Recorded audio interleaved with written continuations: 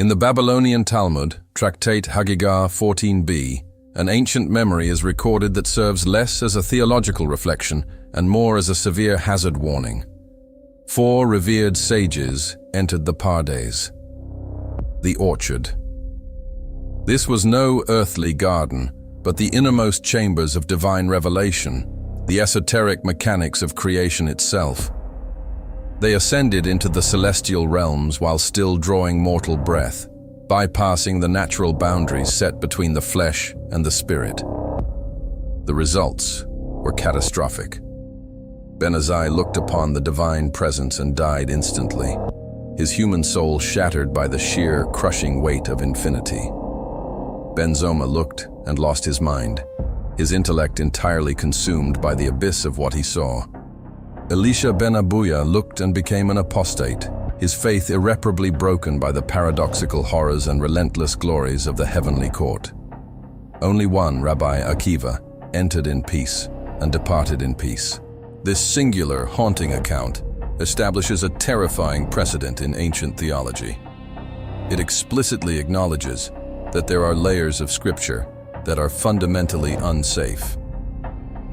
The surface of the biblical text, the historical narratives, the moral laws, the parables, acts as a protective containment vessel. It is a necessary shield guarding the fragile human mind against the raw, unmitigated radiation of God's absolute reality. But beneath that protective shell lies a dangerous and complex architecture. And the most lethal blueprint of all, the most profound and devastating exposition of the divine framework, was entrusted to a student of the sole survivor of that heavenly ascent. His name was Rabbi Shimon bar Yochai. In the 2nd century, amidst the smoldering ashes of a destroyed Jerusalem and the relentless slaughter of Jewish scholars by the Roman Empire, Shimon bar Yochai fled into the unforgiving wilderness. Condemned to death by Rome, he and his son sealed themselves inside a desolate cave in the rocky region of Galilee. For 13 years, they sat buried in the earth, entirely stripped of the material world, subsisting on nothing but the miraculous provision of a carob tree and a spring of water. Tradition holds that during this absolute, prolonged isolation, the veil between the physical domain and the spiritual realm was not just lifted, it was completely severed. They did not merely study the Torah, they dismantled it. They peeled back the very letters of the Hebrew alphabet to reveal the spiritual circuitry of the cosmos humming beneath. The celestial beings, the rigid hierarchy of angels, were laid bare before them. Not as the benevolent winged protectors depicted in modern art, but as the inexorable gears of a terrifying cosmic machine enforcing the inescapable laws of the universe. The culmination of this agonizing 13-year sensory deprivation was a compendium of esoteric knowledge that would eventually be known to the world as the Zohar. We often translate this ancient Aramaic title as the Book of Splendor. But that modern translation sanitizes its true, overwhelming meaning. In its original linguistic context, this splendor is not a gentle, comforting illumination to guide the lost. It implies a devastating luminescence, a blinding, inescapable emanation of raw power that obliterates darkness and shadows alike. It is the kind of light that exposes every flaw, a relentless divine radiance that mortal flesh cannot endure without burning. Knowing the fatal potency of this knowledge, knowing that an unprepared mind would suffer the exact, devastating fate of the sages who entered the Pardes. The text was not proclaimed to the masses. It was deliberately, systematically, and ruthlessly suppressed. It was buried in the dark.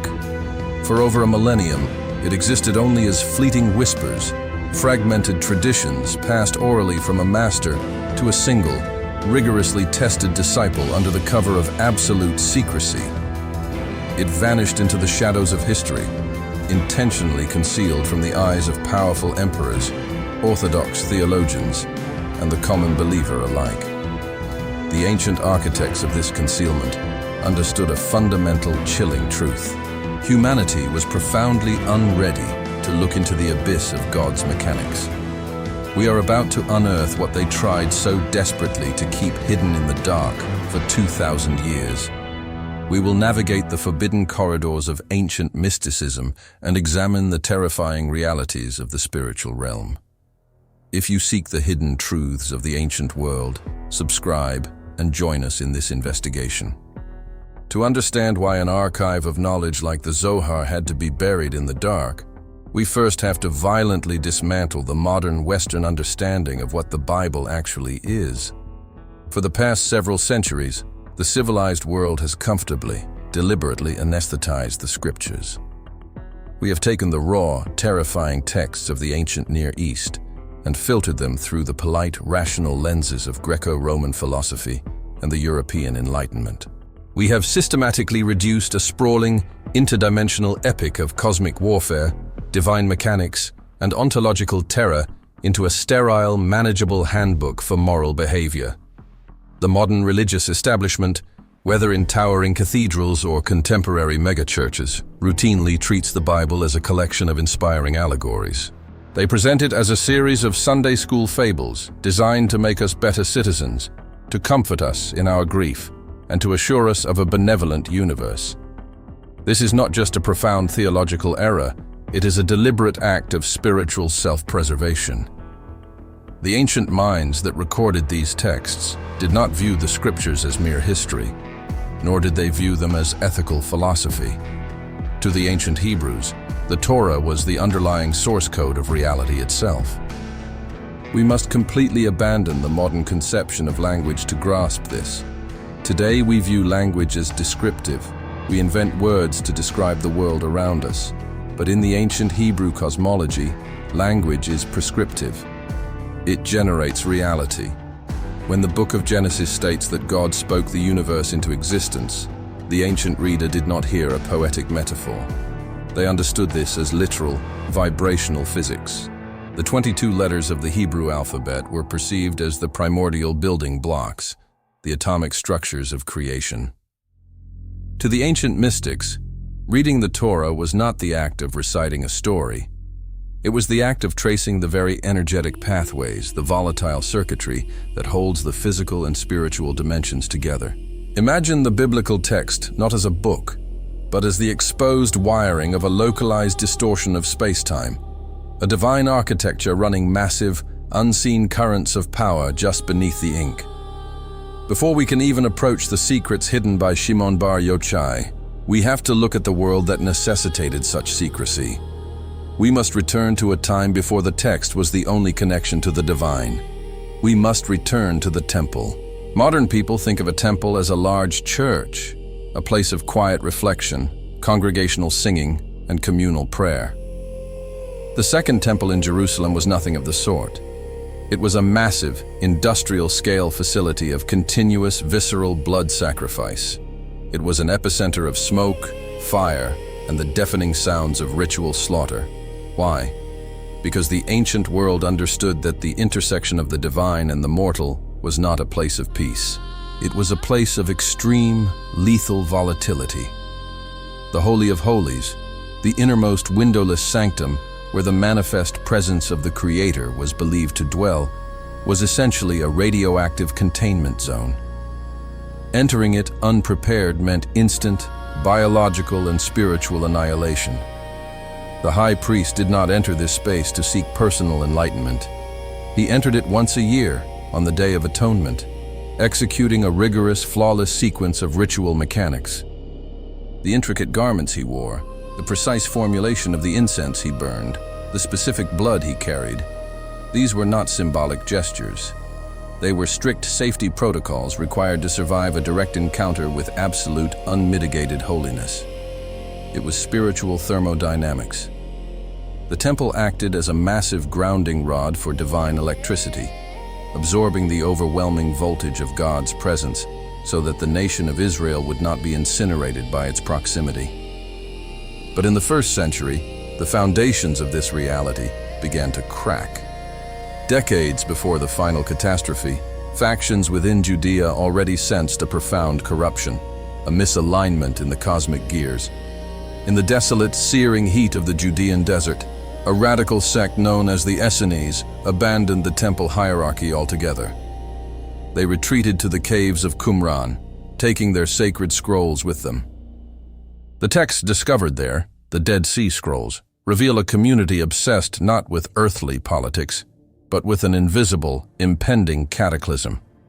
They studied forbidden manuscripts like the Book of Enoch, which detailed the horrific breach of the earthly domain by rebellious angelic beings, the Watchers, who descended to Mount Hermon and corrupted human genetics, giving birth to the monstrous Nephilim.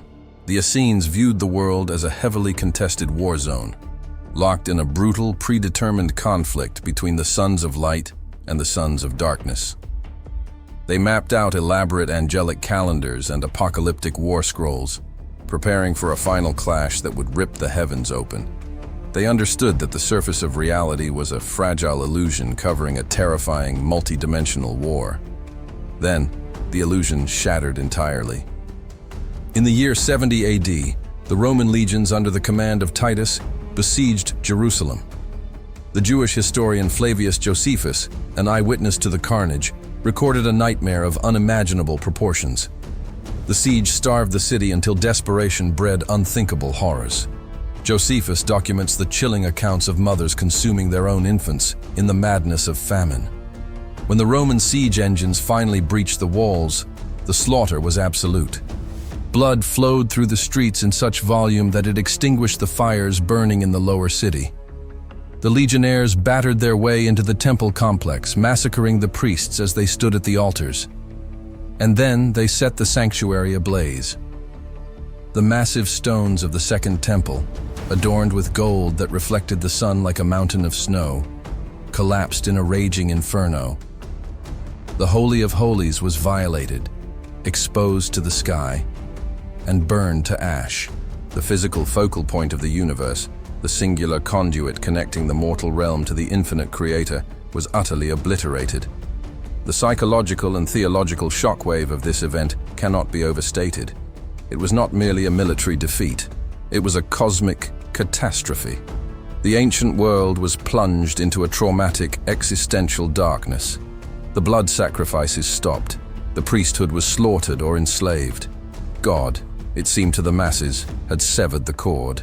He had abandoned the physical realm to the chaotic, brutal, and seemingly unstoppable forces of the Roman Empire. The grounding rod was broken. If the physical temple was gone, how could humanity possibly interact with the divine? Without the architecture of stone and blood, where could the human mind anchor itself? Faced with this terrifying vacuum, the surviving mystics and scholars did not surrender. Instead, they turned their gaze upward and inward. If the physical architecture of the temple was destroyed, they resolved to violently hack their way into the spiritual architecture it represented. This desperate, dangerous pivot is the birthplace of what historians call Haikalot and Merkabah mysticism. It was an obsessive, secretive, and incredibly hazardous pursuit to map the unseen realms. Their primary blueprint was the terrifying vision recorded in the opening chapter of the Book of Ezekiel. Written centuries earlier during the Babylonian exile, another period where the physical temple was lost, Ezekiel's text became the obsession of the traumatized mystics. Ezekiel did not describe a peaceful, grandfatherly deity sitting on a fluffy cloud. He described a colossal, deafening mechanism of intersecting wheels covered in unblinking eyes. He witnessed a structure radiating blinding fire, lightning, and molten metal, driven by monstrous, multi-faced living creatures, the Hayat, who held up the crystalline firmament supporting the sapphire throne of the Almighty. This was the Merkabah, the chariot. It was a vision of God's mobile command center, a terrifying biomechanical display of omnipotent physics crossing dimensions. The ancient sages recognized Ezekiel's account for what it truly was, a highly classified schematic of the spiritual ecosystem. They believed that the blueprint was interactive. By utilizing extreme, punishing ascetic practices, rigorous fasting, sleep deprivation, sensory isolation, and the obsessive rhythmic chanting of specific, heavily guarded divine names, a human consciousness could forcefully detach from its physical anchor. They sought to induce a controlled spiritual ascent, launching their souls through the celestial spheres to navigate the 7 heavenly palaces, known as the Heikalot. But this ascent was not a peaceful meditation. It was an invasion. The texts detailing these practices, kept strictly underground, warn of the lethal hazards awaiting the mystic. The heavens were not empty expanses of light. They were heavily militarized zones. At the gates of each celestial palace stood angelic guards. These were not the benevolent, harp-playing cherubs of Renaissance paintings. They were terrifying, merciless security protocols comprised of fire and divine wrath, designed to incinerate any unauthorized soul that dared to approach the inner sanctums. The ancient manuals explicitly warned that if the ascending mystic did not present the precise geometric seals, if they failed to utter the exact vibratory passwords at the exact moment of encounter, the angelic forces would tear their spiritual body to shreds.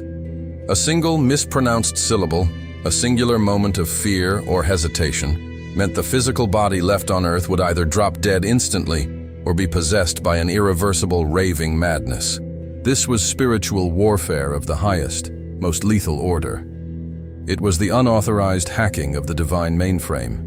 It was so dangerous, so fundamentally unstable, that the early rabbinic authorities were terrified of its spreading. When they codified the oral traditions into the Mishnah around the year 200 AD, they instituted a draconian embargo on this knowledge.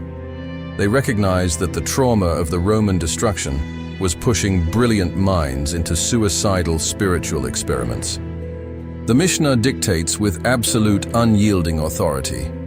The mysteries of the creation of the universe, Ma'aseh Bereshit, must not be expounded even before 2 students.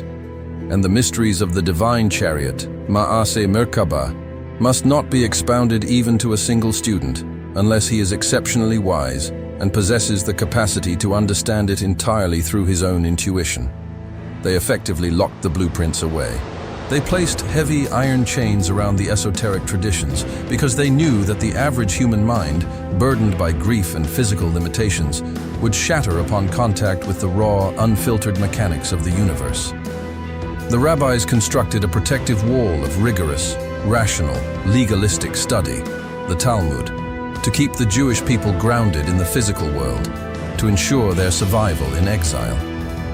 They focused on laws of agriculture, marriage, and civil disputes. They built a fence around the Torah to keep the people safe from the terrifying depths of the Torah itself. Yet, a prohibition only proves the existence of the practice. The authorities were not banning a myth. They were restricting access to a highly volatile, highly effective spiritual technology. The knowledge did not vanish. It simply went entirely dark. It retreated into the shadows, passed in hushed, terrified whispers from master to a chosen, heavily vetted disciple, usually under the cover of night, far from the prying eyes of both the Roman executioners and the orthodox authorities.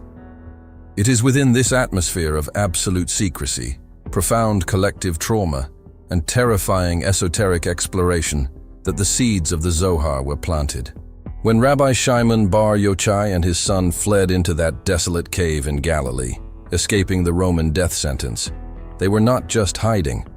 They were launching the most ambitious, dangerous spiritual expedition in human history.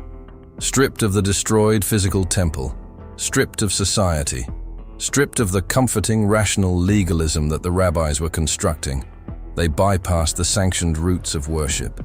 For 13 years in the total darkness of the earth, they initiated an unbroken, sustained ascent into the prohibited zones of the divine architecture.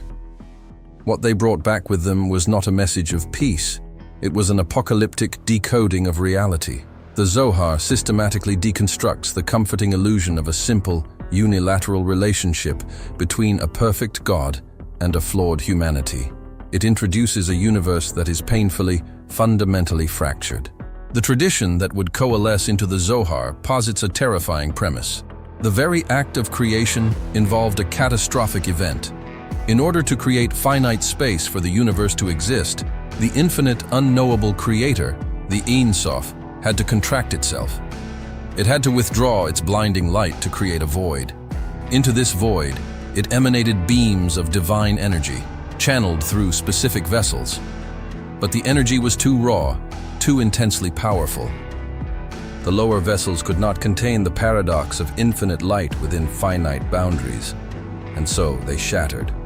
This cosmic cataclysm, the shattering of the vessels, scattered sparks of pure divine energy into the deepest, darkest abyss of the void.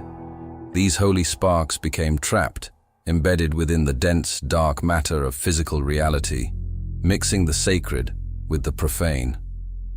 The world we live in, the physical reality we perceive as solid, logical, and absolute, is entirely broken. It is a bleeding, fragmented illusion. It is the wreckage of a cosmic disaster.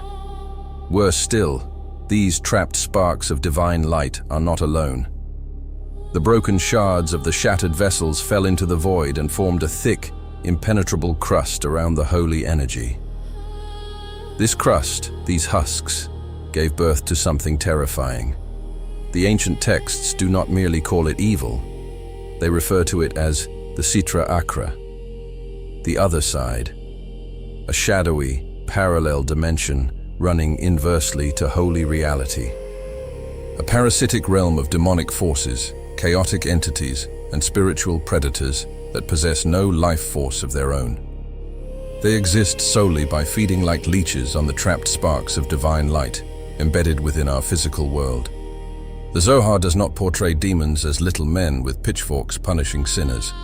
It portrays the demonic as a necessary, structural consequence of the shattered universe, a sprawling cosmic infection that actively seeks to keep humanity blind, tethered to the material world, so it can continue to siphon the divine energy required for its dark survival.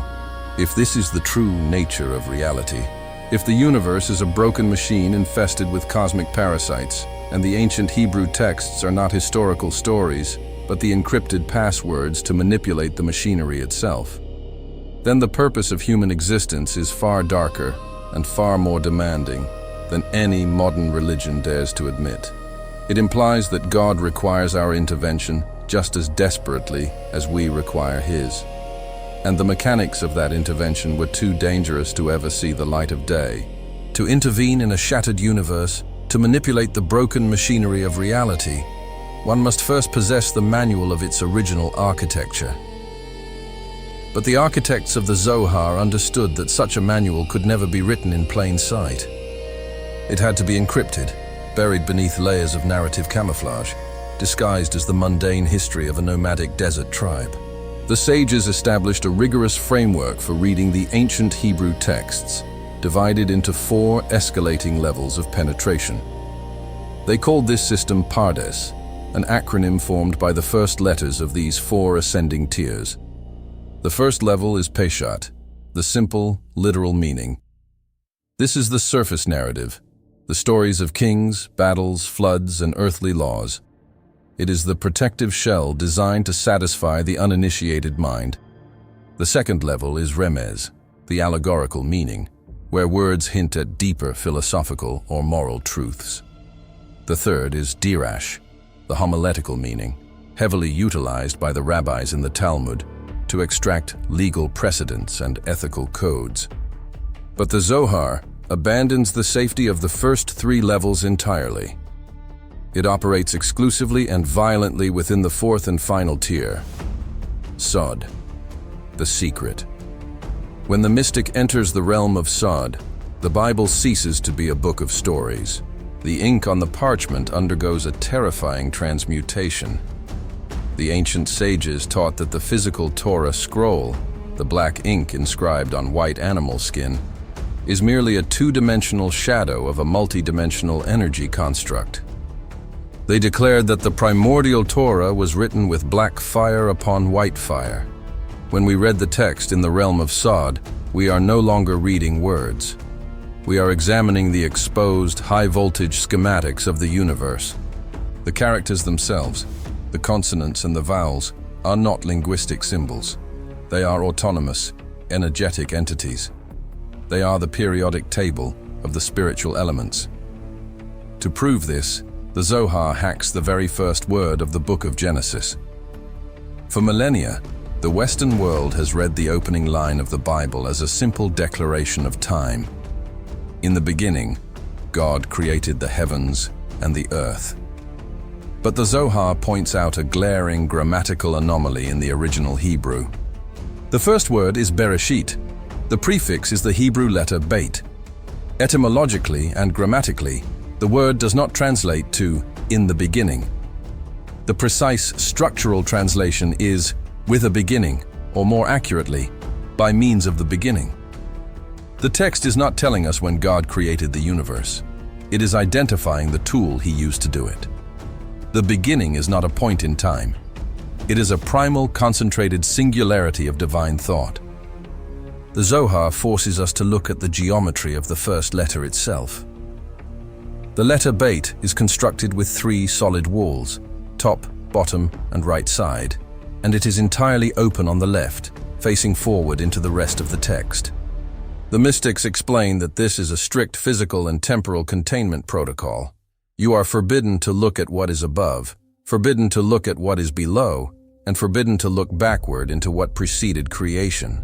You can only look forward into the trajectory of the created universe. Looking outside the geometric confines of the Bet is an invitation to madness, a fatal breach of the human mind into the absolute terrifying infinity of what the Zohar calls the Ein Sof, the Ein Sof, the infinite, the without end. This is the central, staggering theological premise of the Zoharic system. The true creator, the absolute Godhead, is fundamentally unknowable. It possesses no will, no boundaries, no form, no emotions, and no name. It is a boundless, blinding expanse of absolute nothingness that is simultaneously the source of everything. You cannot pray to the Ein Sof. You cannot comprehend the Ein Sof. If human consciousness were to brush against it for a fraction of a microsecond, the soul would simply cease to exist, instantly assimilated back into the infinite void. Therefore, for the universe to exist, for humanity to exist, the Ein Sof had to step down its voltage. It had to translate its lethal infinity through a cosmic infrastructure. This infrastructure is the core of the Zoharic revelation, the Sefirot. Often sanitized in modern esoteric literature as the Tree of Life, the Zohar does not treat the Sefirot as a peaceful botanical metaphor. It describes a colossal, terrifying anatomy. It is a 10-dimensional engine, an array of 10 luminous spheres acting as cosmic transformers. Each sephira filters, mutates, and slows down the lethal energy of the Ein Sof so that it can eventually materialize as the physical universe without incinerating it. The entire Hebrew Bible, according to the Zohar, is not a history of humanity interacting with God. It is a highly classified, encrypted record of the interactions between these 10 gears of the divine machine. Every biblical character, every patriarch, every sacrifice, every war is simply a cryptographic placeholder for a specific sephira. The architecture of this engine is based on a terrifying, precarious tension. The 10 Sephirot are aligned in 3 vertical columns. The right column is the axis of expansion, boundless light, and unmitigated mercy. Its primary gear is Chesed. But if Chesed were allowed to emanate unchecked, the universe would dissolve into a blinding, formless ocean of love. There would be no boundaries, no physical matter, no individual identities. To counteract this, the left column acts as the axis of absolute restriction, boundaries, and severe judgment. Its primary gear is Gevura. Gevura is the cosmic brakes. It is the force of divine severity that cuts, restricts, and paralyzes the infinite light so that finite shapes can form. The universe only exists because of the violent, grinding friction between the limitless expansion of the right side and the brutal restriction of the left side. The middle column, the axis of balance, is the fragile conduit that manages this friction, allowing a sustainable reality to emerge. But it is within this cosmic friction that the Zohar unveils its most horrific and controversial doctrine. It answers the oldest, most agonizing question in human theology. If God is perfect, where does evil come from? The The traditional Sunday school answer points to a rebellious angel, a being of light who became arrogant, fell from grace, and decided to torment humanity. The Zohar dismisses this narrative as a childlike oversimplification. In the hyper-complex, terrifying mechanics of the Zoharic universe, the demonic is not an accident. It is not a rebellion against the system. It is a structural byproduct of the system itself. The origin of supreme evil is rooted in the Sephira of Gevurah, the divine attribute of severe judgment and absolute restriction. The ancient texts explain that during the early, volatile phases of cosmic emanation, before the middle column of balance was fully established, the left side of the engine ran out of control. The force of Gevurah, the harsh, restrictive, unyielding judgment of God, became hyper-concentrated. It began to restrict the divine light so violently that it severed itself from the organic harmony of the Sefirotic tree. Imagine a massive high-pressure steam engine. If the valves restrict the pressure too forcefully, the pipes do not just hold the steam, they rupture, spewing toxic, superheated exhaust into the surrounding environment. This is exactly what happened in the divine realms. The excessive, unbalanced judgment of God essentially overflowed, precipitating down through the dimensions as a toxic spiritual sludge. This dark, coagulated exhaust of divine severity formed what the Zohar calls the Qliphoth, the husks, the shells. This is the genesis of the Sitra Achra, the other side. The demonic realm was not created as an independent kingdom of evil. It was born from the darkest, most terrifying aspect of God's own nature. The Zohar chillingly asserts that the demonic forces are the cosmic dregs, the dead, rotting bark peeling off the tree of life. They are a sprawling, parasitic shadow dimension comprised of pure, unadulterated judgment, entirely devoid of mercy. This forces a radical, deeply unsettling rereading of the opening chapters of Genesis. Look at the original Hebrew text.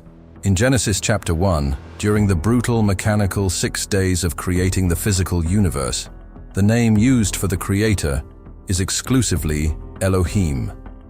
In ancient Hebrew cryptography, the name Elohim corresponds strictly to the Sephira of Gevurah, severe, uncompromising judgment and natural law. It is the force that divides the light from the dark, the waters from the land, enacting rigid, unyielding boundaries. It is not until Genesis chapter 2, when humanity is introduced and a relationship is established, that the text suddenly shifts to using the 4-letter, unpronounceable name of God, the Tetragrammaton, YHVH. This name corresponds to the middle column, to mercy and balance. The creation of the physical world, the very realm we inhabit, was executed through the dangerous, volatile channel of severe judgment. We are living inside a construct built by the same cosmic force that birthed the demonic husks. This explains the terrifying mystery found in Genesis chapter 1, verse 2. The text states that the earth was formless and void, and darkness was over the surface of the deep. The Hebrew words are tohu vabohu. Modern translations treat this as a poetic description of an empty void. The Zoharic investigators looked at the linguistic roots and saw a graveyard. Tohu vabohu does not mean empty space. It translates to chaos, desolation, and the wreckage of a cataclysm. The Zohar reveals that the universe we inhabit is not the first attempt at creation. The Ein Sof built and destroyed several previous universes. The texts call them the Edomite kings, kings who reigned and died before there was a king in Israel. These primordial universes were built entirely on the left column, entirely on severe judgment, and they violently imploded under their own unbalanced severity. Our universe was constructed upon the radioactive ruins of these dead worlds. The shards of those destroyed realities, the shattered vessels, sank into the abyss and became the foundational architecture of the Sitra Achra. The demonic husks of the Qliphoth are dead matter. They have no independent life force. They are cosmic parasites that can only survive by feeding on the trapped sparks of divine light, the remnants of the shattered vessels that are embedded deep within our physical reality. And this is where humanity enters the nightmare. In the conventional Western view, Adam and Eve lived in a beautiful, tranquil garden, ate a forbidden piece of fruit because they were tricked by a talking snake, and were punished by being evicted.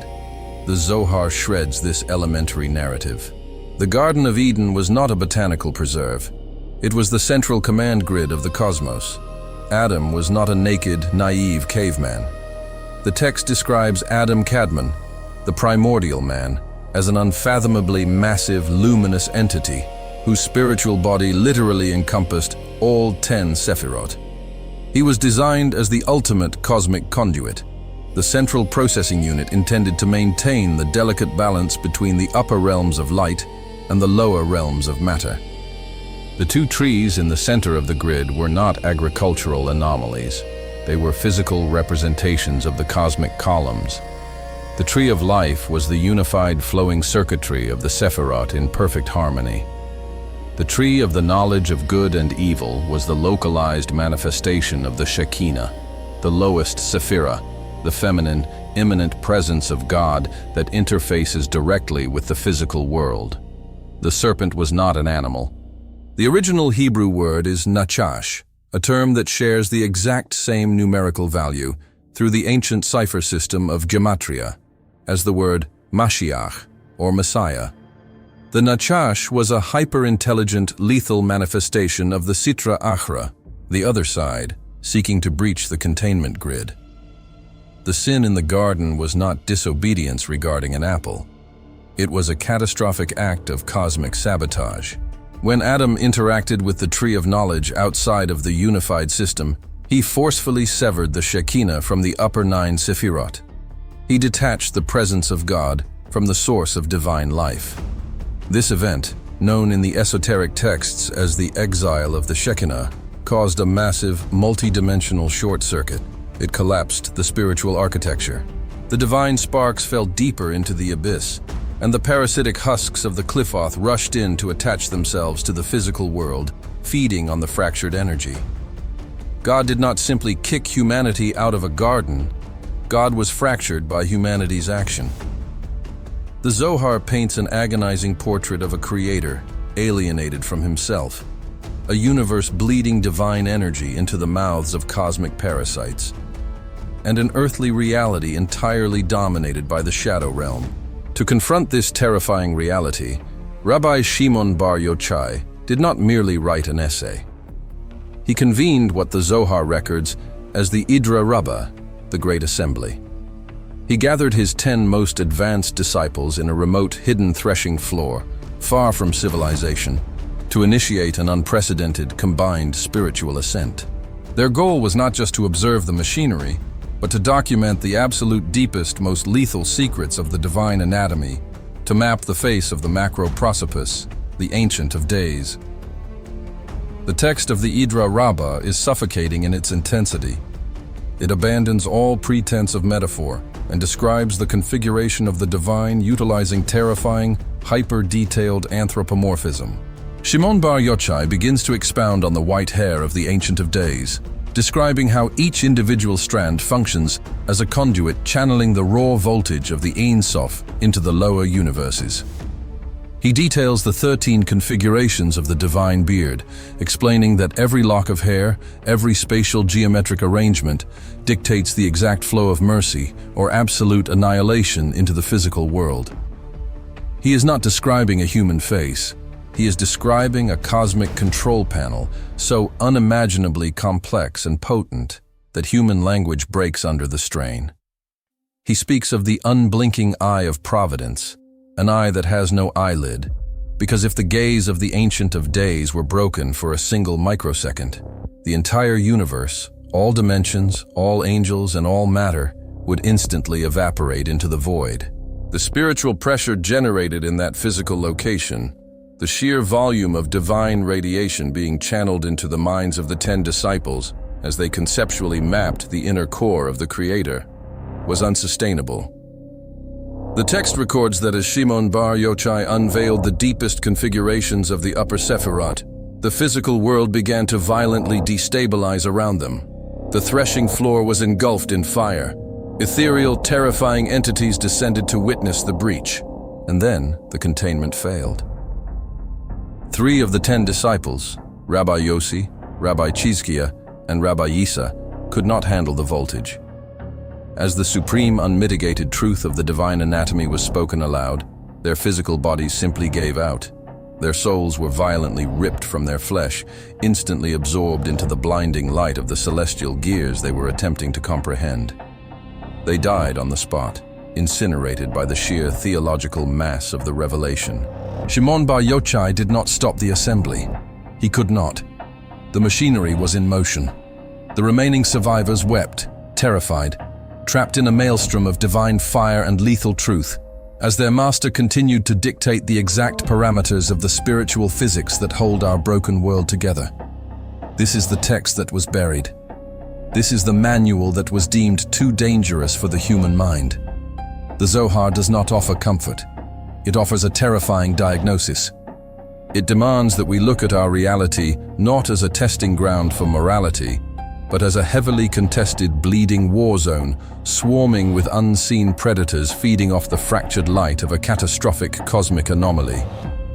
And the most terrifying realization of all is that the key to repairing this immense, broken machine does not rest in the hands of the angels. It was placed entirely and unfairly upon the fragile, ignorant shoulders of humanity. The physical incineration of those 3 scholars at the Idra Rabbah exposes the supreme doctrinal paradox that the ancient religious institutions desperately needed to suppress. It is the central, terrifying contradiction that shatters the bedrock of modern theology. For nearly 2 millennia, the Western world has been spoon-fed a deeply comforting, philosophically sterilized image of the Creator. Whether you walk into a towering Catholic cathedral in Rome or a sprawling megachurch in the American suburbs, the fundamental premise remains identical. You are taught that God is a static, self-sufficient entity of absolute perfection, an omnipotent, omniscient sovereign who sits outside of time, lacking nothing, needing nothing, and completely unaffected by the trivial actions of mortals. In this sanitized orthodox model, humanity is essentially an afterthought, a fragile, flawed pet project created out of pure benevolence. We are taught that religion is simply a moral training ground. If we obey the rules, we are rewarded. If we break the rules, we are punished. This is the theology of a child. It is a protective, mythological blanket woven from the threads of Greek philosophy, specifically the Aristotelian concept of the unmoved mover, a deity that causes all things but is emotionally and structurally immune to them. The Zohar violently rejects this Greek contamination of the Hebrew scriptures. It rips away the philosophical blanket to reveal a reality so disturbing, so heavily burdened with cosmic responsibility, that the orthodox authorities considered it a lethal contagion. The Zohar does not present a God who is immune to the universe. It presents a God who is bleeding into it. According to the esoteric architecture we have uncovered, the catastrophic event of the shattered vessels did not just break the physical universe, it fractured the divine consciousness itself. When Adam severed the lowest Sephira, the Shekhinah, from the upper realms of light, he did not just bring a curse upon the dirt. He amputated the immanent, feminine presence of God from the infinite source. The Shekhinah, the very glory of the Creator that once rested between the wings of the cherubim in the Holy of Holies, was violently cast into exile. She was dragged down into the dense, suffocating darkness of the material world, surrounded and held hostage by the parasitic husks of the Sitra Achra. This creates a paradox that traditional doctrine cannot stomach. It implies a condition of divine vulnerability. It suggests that the Almighty, the architect of infinity, is currently trapped in a state of agonizing cosmic incompleteness. God is quite literally scattered across the broken floor of the universe, embedded as trapped sparks of light within the lowest, darkest matter. The Creator is in exile alongside His creation. If this is true, then the entire purpose of human existence is radically, terrifyingly redefined. We are not here to earn a ticket to a peaceful afterlife. We are not here to be passively judged by a distant king. We were deployed into this hostile, heavily contested physical dimension as a rescue operation. We are the microscopic, localized agents of a massive cosmic repair effort. The ancient mystics called this excruciating multi-generational process Tikkun, the rectification. Tikkun is not a metaphor for social justice or generic human kindness, as it has been unfortunately diluted in modern times. It is a brutal, mechanical, and highly dangerous metaphysical engineering process. Every human soul is a fragmented shard of the original massive soul of the primordial man. And every individual soul is sent into the physical meat grinder of this world with a highly specific, classified objective: to locate, extract, and elevate the trapped sparks of divine light hidden within the dense matter of their own specific environment. But how does a fragile creature of flesh and blood manipulate the heavy machinery of the cosmos? How do we reach into the dark matter and extract the radioactive sparks of the divine without being consumed by the demonic husks that guard them? The answer lies in the true, unvarnished nature of biblical law and the terrifying weaponization of language. Modern religion teaches that the commandments of the Bible, the laws of the Torah, are simply moral guidelines. A list of archaic rules designed to keep a primitive society in check. Do not eat this. Do not wear that. Observe this specific day. The orthodox mind views these laws as a test of obedience, a way to prove one's loyalty to the sovereign. The Zohar views this as a fundamental, catastrophic misunderstanding of reality. To the mystics, the laws of the Torah are not behavioral suggestions. They are the immutable laws of spiritual physics. They are identical to the laws of thermodynamics or gravity in the physical realm. When a modern engineer builds a nuclear reactor, they do not follow the blueprints out of a sense of moral obedience. They follow the blueprints because if they deviate by a fraction of a millimeter, the reactor will melt down and incinerate the city. The ancient Hebrew laws are the blueprints for operating the spiritual machinery of the human body and the cosmos without triggering a catastrophic, multidimensional meltdown. Let us examine the concept of prayer, a practice that has been entirely emasculated by modern tradition. Today, prayer is treated as a celestial suggestion box. A human being bows their head and begs an invisible king for a favor, for health, for wealth, for a better harvest. The Zoharic system scoffs at this passive, pathetic approach. The original Hebrew word for prayer is not a word of petition. It is conceptualized as an act of severe, precise alignment. It is the act of a cosmic engineer stepping up to a control panel. When the ancient mystics prayed, they engaged in a practice called Theurgy, the act of compelling the divine machinery to move through specific, highly calibrated human actions. The words of the ancient Hebrew prayer book, the Siddur, were not poems. They were viewed as encrypted launch codes. Each specific Hebrew syllable, each vibration of the vocal cords, corresponded precisely to a specific gear within the 10-dimensional engine of the Sefirotic. By reciting the ancient sequences in the exact correct order, at the exact correct time of day, aligned with the exact position of the celestial bodies, the mystic was literally reaching their consciousness into the unseen dimensions and physically turning the heavy, grinding wheels of the divine architecture. But this mechanism requires a lethal component. The words alone are useless, dead air, without a targeting system. This targeting system is called kavana.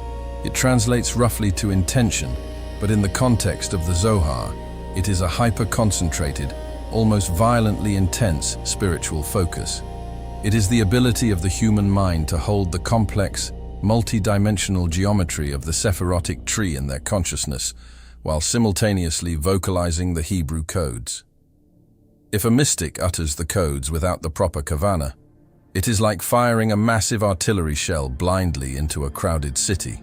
The energy is released, but it is chaotic, destructive, and immediately intercepted by the parasitic forces of the other side, who feed on the undirected holy voltage. This is the terrifying paradox of the Zohar. It places the steering wheel of the universe directly into the hands of a traumatized, easily corrupted species. A single human action, a singular moment of intense, focused spiritual alignment in this physical realm, acts as a lever that moves massive celestial mountains. By performing a physical commandment with the correct metaphysical intention, the human operator temporarily welds the broken pipes of the divine machinery back together. They create a secure, heavily shielded conduit that allows a trapped spark of the Shekhinah to travel back up the middle column of the Sefirotic, returning to the infinite source. This is the act of Tikkun. This is the only way God is made whole again. And this is precisely why the ancient religious institutions, both the rabbinic academies and the early Christian councils, systematically hunted down and buried this knowledge. Institutional religion is built entirely on the concept of the middleman, the priest, the bishop, the orthodox rabbi. These figures derive their absolute authority, their wealth, and their societal power by positioning themselves as the exclusive gatekeepers between the common man and the Almighty. The institution builds massive walls around the divine, claiming that the average person is too sinful, too ignorant, to approach God directly. You must confess through the priest. You must offer your tithes to the temple. You must blindly obey the static, simplified doctrines handed down by the councils of Nicaea or the scholars of Babylon. The Zohar is an existential threat to this power structure. It fundamentally democratizes the mechanics of salvation, but it does so by transforming the common believer from a submissive sheep into an armed cosmic engineer. If a solitary mystic, sitting in a dark room, can directly manipulate the architecture of the heavens through precise phonetic vibration and mental geometry, if a single human mind can forcefully extract the glory of God from the demonic husks without the permission of a priest or the architecture of a physical temple, then the entire orthodox religious establishment is rendered obsolete. It is exposed as an empty, bureaucratic shell. To protect their earthly empires, the religious authorities struck a silent, historical pact to criminalize the mechanics of the universe. The early church fathers eradicated the Gnostic and mystical sects, burning their texts and branding them as heretics possessed by demons. They canonized a highly curated, simplified version of the Bible, translating the raw, volatile Hebrew into the polite, philosophical Greek, successfully neutering the radioactive source code.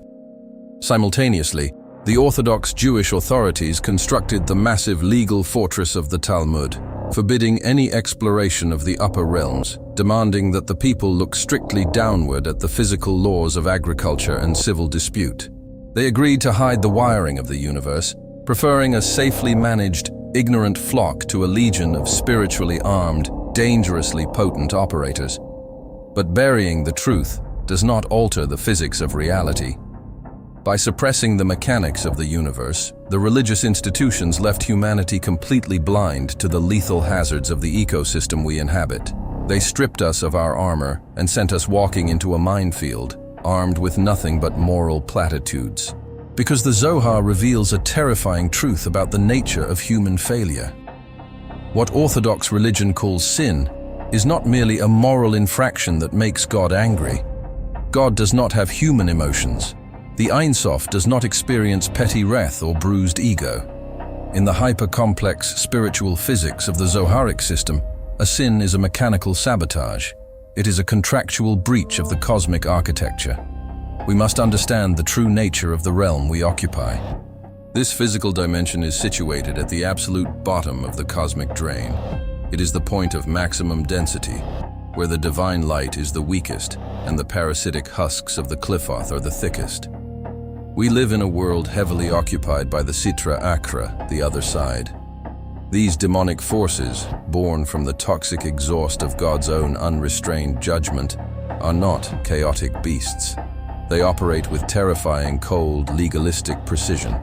The spiritual realm is essentially a massive, interdimensional courtroom bound by rigid, inescapable laws of cosmic jurisprudence.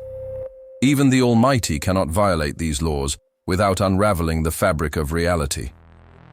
When a human being violates a spiritual law, when they consume forbidden matter, when they shed innocent blood, when they engage in corrupt sexual geometry, they are not just making a bad choice. They are actively tearing a hole in the protective containment grid that separates the holy from the profane. They are creating a localized short circuit, and the forces of the other side are always watching. The entity known as Ha-Satan in the ancient Hebrew is not a proper name. It is a title. It translates to the accuser, or the prosecuting attorney.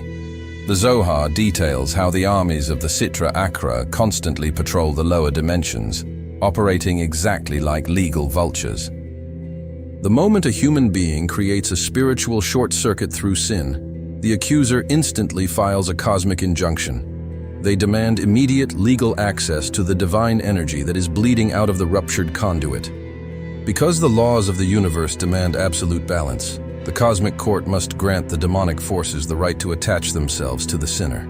The individual essentially signs a contract in blood, granting a parasitic entity the legal right to siphon their life force, their mental stability, and their divine spark. This is why the mystics lived in a state of constant, suffocating vigilance. They understood that every spoken word, every fleeting thought, every physical action was a negotiation with the unseen predators that surrounded them. This terrifying legal framework forces us to completely re-examine the bizarre, seemingly barbaric rituals of the ancient world.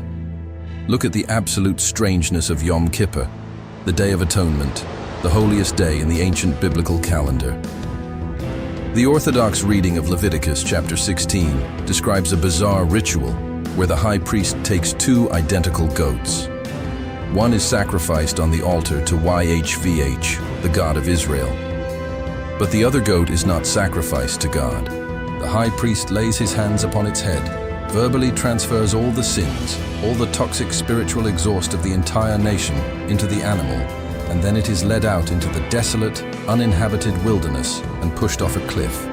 The text explicitly states this second goat is sent to Azazel. For centuries, orthodox theologians have stumbled over this word, trying to explain it away as a geographic location, a steep mountain, or a metaphor for removal. The architects of the Zohar looked at this desperate rationalization and laughed. They knew exactly what Azazel was, and they knew the terrifying secret mechanics behind the ritual. Azazel is not a mountain. It is the ancient, true name of one of the chief commanders of the demonic Husks. It is a primordial, hyper-lethal entity of the Sitra Achra that dwells in the desolate, ruined places of the earth. The Zohar reveals that the ritual of the two goats was not a symbol of moral cleansing. It was a high-stakes, incredibly dangerous act of cosmic bribery. On Yom Kippur, the high priest had to enter the Holy of Holies to perform the most critical Tikkun of the year, rebooting the spiritual mainframe of the nation and drawing down the pure, unmitigated mercy of the highest Sefirotic. But to do this, he had to completely bypass the defensive perimeter of the demonic forces. The accuser, the prosecuting attorney, was standing at the gates of the heavenly court, armed with an entire year's worth of human sin, legally demanding access to the divine light. The goat sent to Azazel was a calculated, sanctioned payoff to the mafia of the spiritual realm. By transferring the dense, toxic energy of human sin into the animal and sending it directly into the demonic territory, the high priest was throwing a piece of bloody meat to the starving, predatory dogs of the other side. The Zohar explicitly states that while the demonic forces were distracted, ravenously consuming the dark energy of the scapegoat in the desert, the high priest had a microscopic window of time to slip past the angelic guards, enter the inner sanctum, and safely execute the launch codes without interference. God literally commanded the Israelites to feed a demon in order to keep the machinery functioning. This is the agonizing paradox of the doctrine. Holiness and darkness are not separated by an infinite gulf. They are intimately, dangerously entangled. The Zohar teaches a terrifying principle regarding the flow of energy. The higher the voltage of the holy spark, the thicker and more vicious the demonic husk that surrounds it. The Sitra Achra does not waste its time attacking the mediocre, the ignorant, or the spiritually numb. They feed on the weak, yes, but they actively hunt the enlightened. This is the lethal consequence of illumination. This is the heavy price of the knowledge that Shimon bar Yochai dragged out of that cave. When a human being begins to awaken, when they strip away the philosophical illusions of orthodox religion and begin to perceive the raw, exposed wiring of the Sefirotic, They light up on the spiritual radar like a massive burning beacon in a pitch-black ocean. The spiritual ecosystem reacts violently to observation. The moment you begin to study the mechanics of the dark side turns its countless unblinking eyes directly upon you. The ancient texts warn that the demonic forces operate under a strict, parasitic imperative. If a human soul manages to accumulate a massive charge of divine light through intense study of the Sod, the secret architecture, the armies of the Qliphoth will swarm that individual. They will orchestrate disease, financial ruin, physical tragedy, and relentless psychological torment, all designed to crack the human vessel, to make the mystic surrender to despair, so the Husks can feast on the escaping radiation.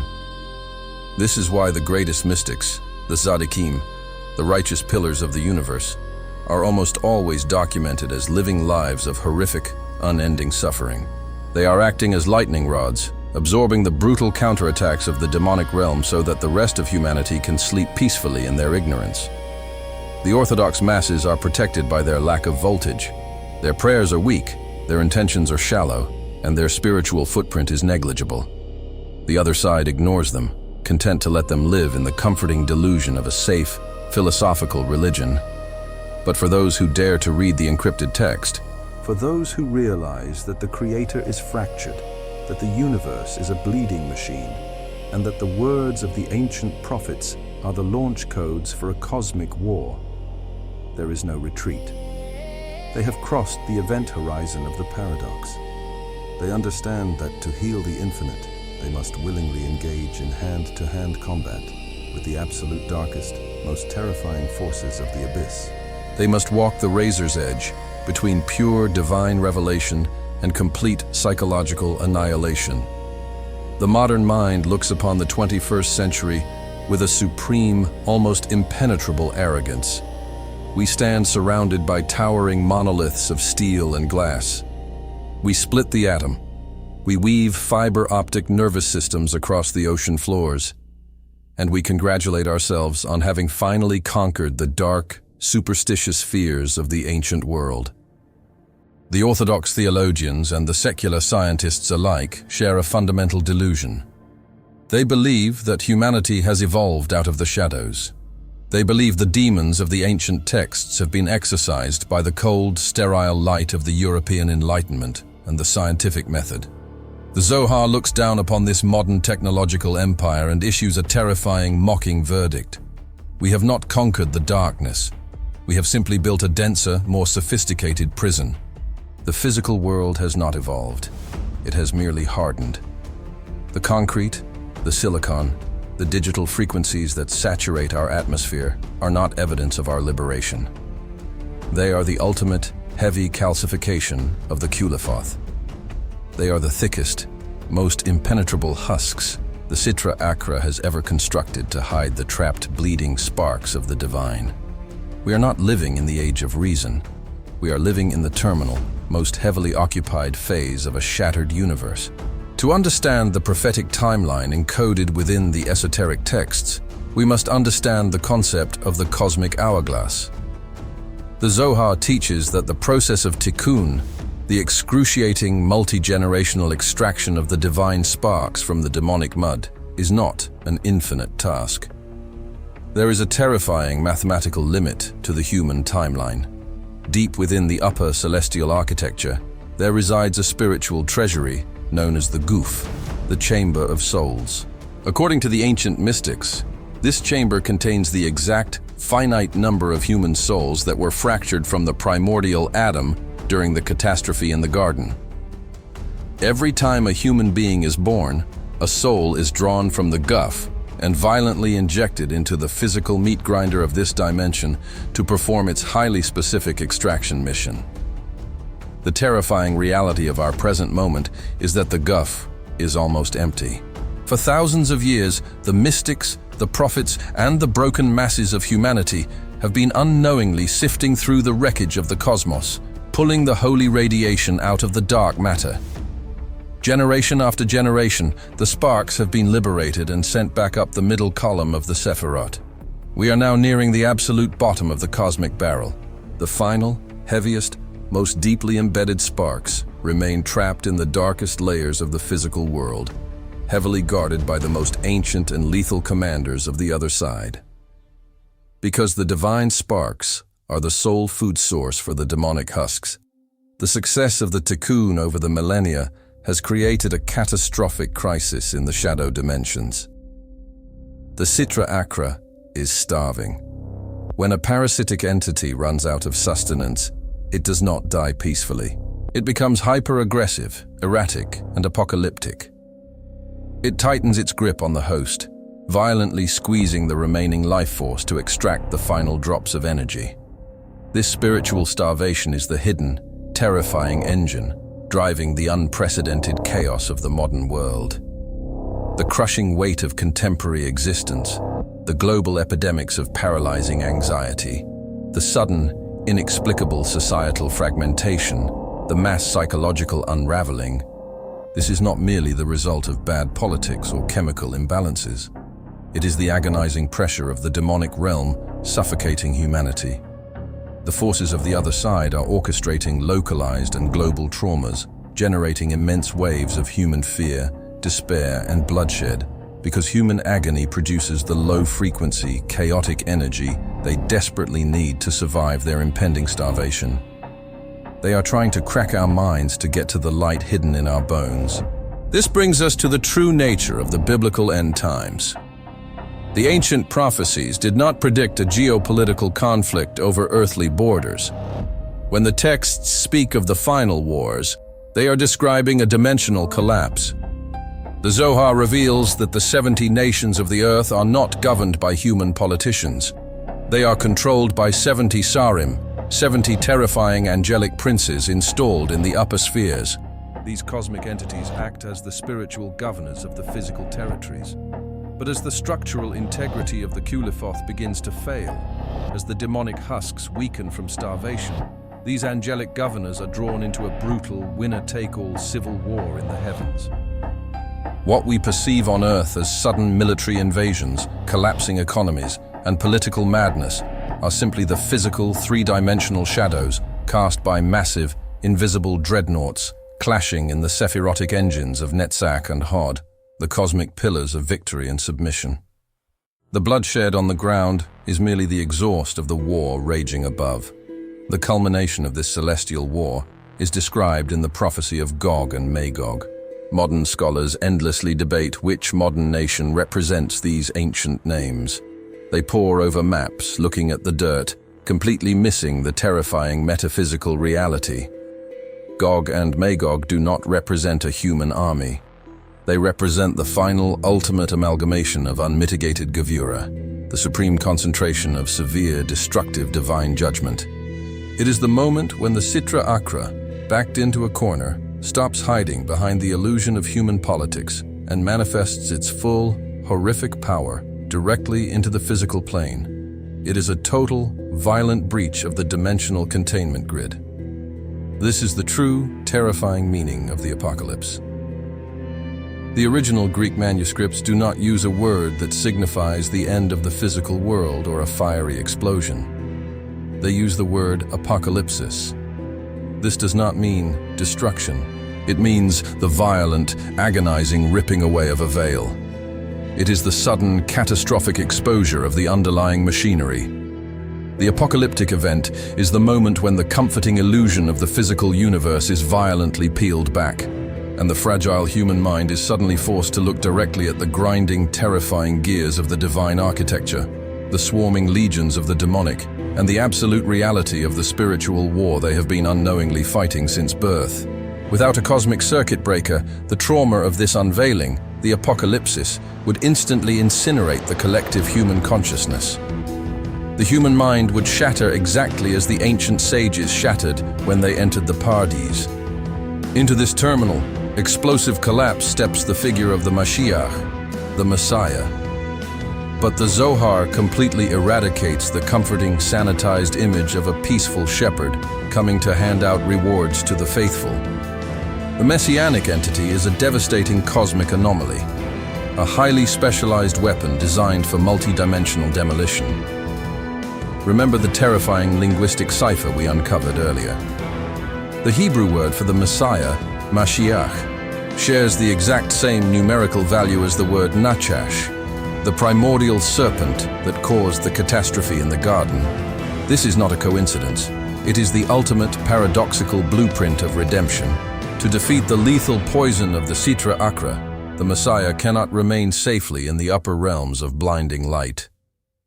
A being of pure, unmitigated holiness cannot touch the deepest layers of the Qliphoth without immediately being recognized and repelled by the demonic immune system.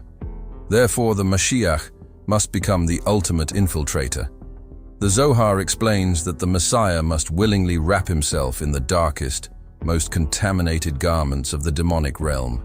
He must dive into the absolute lowest, most radioactive depths of the abyss, the places where even the angels fear to tread, to locate and extract the final, heaviest sparks of the Shekhinah that humanity is too weak to retrieve. This is the esoteric reality behind the ancient prophecies that describe the Redeemer as a suffering servant, a figure marred beyond human likeness, despised and rejected. He is not suffering because of human cruelty. He is suffering because he is acting as a massive spiritual sponge, physically and metaphysically absorbing the toxic, necrotic exhaust of the shattered universe into his own architecture. He must take the poison of the serpent into his own veins to neutralize it. He must beat the Sitra Achra at its own legalistic game, descending into the courtroom of the accuser dressed as a sinner, only to suddenly detonate the divine light from within the deepest chambers of the demonic stronghold. When this final, impossible extraction occurs, when the very last spark of holy light is forcefully ripped from the mouth of the other side, the parasitic husks will instantly lose their structural integrity. They will starve to death in a fraction of a microsecond.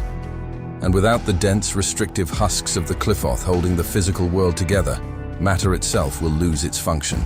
The physical dimension, this localized distortion of space and time that we call the universe, was only created as a quarantine zone to process the fallout of the shattered vessels. Once the vessels are repaired, once the Shekhinah is elevated from her exile and reunites with the upper Sefirotic in an event of unimaginable cosmic ecstasy, the quarantine is lifted. The veil is not just pulled back, it is completely dissolved. The texts describe the resurrection of the dead, but again, the modern mind envisions a zombie movie, graves opening and corpses walking the earth. The esoteric reality is far more profound and terrifying. The resurrection is the literal reconstitution of the primordial man, the Adam Kadmon. It is the magnetic reassembly of all the fractured, purified human souls back into the singular, colossal, multi-dimensional entity they were before the fall. When the husks evaporate, the infinite, lethal, blinding light of the Ein Sof, the absolute nothingness of the Creator, will flood the localized grid without the protective filters of the Sefirotic. For those who have spent their lives aligning their internal circuitry through the brutal work of the Tikkun, this flood of radiation will be the ultimate, euphoric integration into the divine mind. They will become the active nerve endings of God. But for those who have anchored their souls to the heavy, dark matter of the illusion, for those who allied themselves with the parasitic husks and fed on the temporary, decaying pleasures of the physical world, the removal of the veil will not be a revelation. It will be the experience of standing at ground zero of a cosmic nuclear detonation without protective shielding. The absolute, unmitigated truth of God's presence will hit them, and their consciousness, tethered entirely to the shadow realm, will simply burn. We are standing at the absolute edge of this timeline. The treasury of souls is running dry. The angelic princes are drawing their swords in the upper spheres. The demonic entities that occupy our atmosphere are screaming in the throes of starvation, frantically twisting the minds of nations, trying to squeeze one last drop of terror from the human battery. The massive ancient gears of the cosmic machine are grinding against the final grains of sand. We approach the end of our understanding, standing on the precipice of an abyss that was never meant for mortal eyes. The ancient texts speak endlessly of a concept that modern religion has desperately, relentlessly tried to soften: the fear of God. The pulpits of today translate this fear as a gentle reverence, a polite and respectful awe, akin to the admiration one might feel for a wise, distant monarch. This is a lethal mistranslation, born of a desperate psychological need for safety. The original Hebrew concept, Yirat Hashem, does not imply a polite respect. It describes the visceral, paralyzing terror of standing before an active volcano. It is the suffocating dread of being trapped in the path of a massive, unstoppable gravitational force that does not know your name and does not care about your existence. It is the sudden, horrifying realization that the universe is not a benevolent nursery designed for your personal growth, but a volatile, high-voltage reactor, and you are standing entirely naked inside the core without a protective containment suit. We walk through our brief, fragile lives, wrapped in a heavy, suffocating blanket of psychological denial. We build our concrete cities. We pursue our fleeting careers. We argue endlessly over the trivial politics of dirt and borders, entirely convinced that the physical world is the absolute baseline of reality. We treat our own mortality as a distant administrative error, a glitch in the biological system, something to be managed by medication and hidden behind the sterile white walls of modern hospitals. We inflate our egos, believing that our human emotions, our modern ethics, and our temporary societal laws hold some kind of ultimate weight in the grand scheme of the cosmos. But the esoteric architecture we have unearthed strips away every last ounce of this arrogant delusion. The Zohar looks at human pride and reduces it to ash. We are not the masters of our fate. We are brief, agonizing flashes of consciousness, temporarily trapped inside decaying vessels of meat and bone, breathing the toxic exhaust of a shattered cosmos. The very air we pull into our lungs is heavily contested territory. We are walking blindly through a dimension swarming with ancient, unseen predators, the starved and desperate husks of the Sitra Achra, who are waiting for a single moment of moral, mechanical, or spiritual failure to legally attach themselves to our descending trajectory. We assume that because we cannot see the war does not exist. We assume that the silence of the heavens implies a peaceful, observant deity. But there is no comfort to be found in the silence of the universe. The silence is not peaceful. It is the terrifying, calculated quiet of a predator holding its breath before the final strike. It is the silent, relentless grinding of the Sefirotic gears, churning through the centuries, indifferent to the fragile human lives caught within their teeth. The burden of this esoteric knowledge is not enlightenment, and it is certainly not peace. It is an unbearable, crushing weight. To read the text of the Zohar, to truly comprehend the broken, bleeding mechanics of the divine, is to accept an agonizing cosmic responsibility that no human being should ever have been forced to bear. We are forced to realize that the Almighty did not place us here to be happy. We were not placed here to find ourselves, or to achieve personal fulfillment. We were deployed into a hostile, deeply infected dimension as microscopic, expendable gears in a desperate, multi-generational rescue operation. Every breath, every thought, every agonizing interaction with the heavy matter of the physical world is a microscopic turn of the wrench. It is a blind, desperate attempt to extract a singular spark of the divine from the crushing jaws of the demonic husks. And the supreme horror is that we must execute this operation completely in the dark. We are deafened by the noise of the physical illusion, constantly battered by the relentless, legalistic counterattacks of the other side, without ever knowing if our fragile, broken efforts are actually repairing the machine or simply creating a new, catastrophic rupture in the containment grid. We are essentially infants, handed the nuclear launch codes of reality, told to rewire the detonator in pitch blackness, knowing that a single misplaced intention will summon the vultures of the abyss. The ancient mystics who descended into the caves of Galilee, who starved their bodies and fractured their minds to hack the mainframe of the universe, did not bring back a message of hope or a 10-step guide to a better life. They brought back a highly classified schematic of a terminal war zone. They left behind a manual written in black fire, warning us that the surface of the text is a pacifier, the architecture of the institutional church is a hollow facade, and the god of our childhood is a sanitized idol carved to hide the terrifying, unknowable reality of the Ein Sof. We are standing at the absolute end of the timeline, watching the final, desperate spasms of a starving demonic realm as the cosmic hourglass empties its last, radioactive grains of sand. The veil is thinning rapidly. The heavy, protective husks of the material world are beginning to fracture under the unbearable pressure of the approaching, unmitigated light. And when that containment grid finally fails, when the illusion of the physical universe violently evaporates in the ultimate apocalypsis, there will be no apologies from the heavens. There will be no philosophical debates, no second chances, and no theological defense attorneys standing before the Ancient of Days. There will only be the raw, unfiltered, devastating physics of the divine presence, crashing down upon a human species that spent 2,000 years actively burying the only manual that could have prepared them for the impact. The machine is running, the massive iron gears are turning, and the dark is watching.